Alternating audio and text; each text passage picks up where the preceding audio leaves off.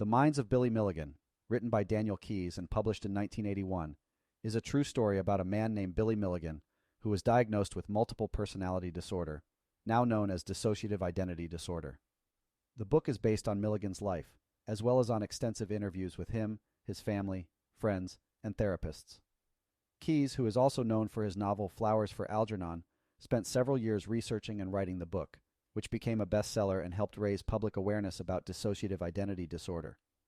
If you'd like to listen to this book on Audible for free, you can click the link in the description below. If you'd rather read this book, I've added a link to Amazon. Please feel free to leave a comment suggesting another book you'd like me to summarize. Now back to the summary. The book begins with Milligan's childhood in Ohio, where he was raised by a mother who was mentally ill and an abusive stepfather. Milligan was physically, sexually, and emotionally abused, which led to the development of multiple personalities as a coping mechanism. The book describes how Milligan's personalities emerged, each with its own unique characteristics, traits, and memories. The personalities included 1. Arthur, a British gentleman who was in charge of the other personalities and had a sense of nobility and control. 2. Reagan, a Yugoslavian man who was aggressive, violent, and prone to committing crimes. 3. Alan, a 14-year-old boy who was shy, insecure, and artistic. 4. Tommy, a 16-year-old boy who was outgoing, athletic, and had a strong interest in girls. 5. Danny, a 19-year-old man who was religious, gentle, and had a fear of women. 6. David, a 22-year-old man who was intelligent, articulate, and had a strong sense of justice. 7. Christine, a 9-year-old girl who was shy, naive, and afraid of men. 8. Adalana, a 19-year-old girl who was promiscuous, flamboyant, and enjoyed partying. The book goes on to describe how Milligan's personalities interacted with each other and with the outside world.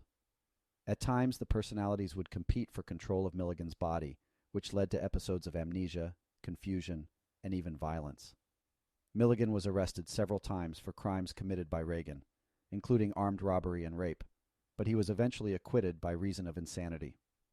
The book also describes how Milligan was treated by various psychiatrists, some of whom believed that his disorder was genuine, while others thought that he was faking it for attention or to avoid punishment.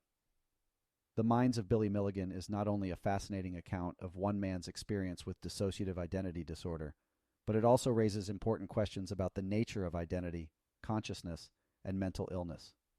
Keyes describes how each of Milligan's personalities had its own unique memories, emotions, and sense of self, which raises the question of whether there is a true self that underlies all the personalities, or whether each personality is equally valid.